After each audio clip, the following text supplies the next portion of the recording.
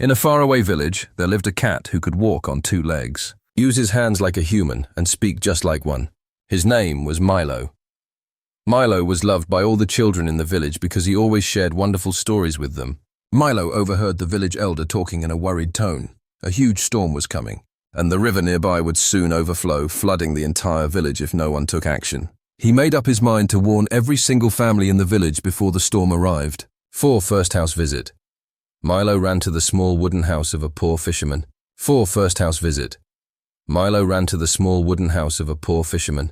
Knocking on the door, he said urgently, "A flood is coming. You must leave your home now." At first they didn't believe him, but the truth in his eyes convinced them to follow, and heavy rain began to pour.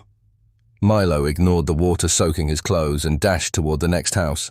Milo found two little children alone and frightened. Without hesitation, he carried them in his arms and ran toward higher ground. Milo brought the villagers together, guiding them to an old school building on top of a hill, far above the rising waters. 8. The last rescue.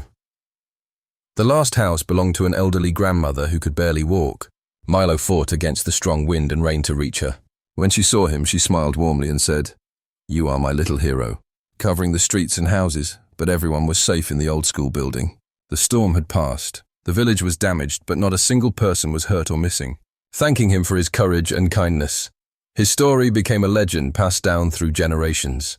Bravery lives in the heart, not in the size of the body.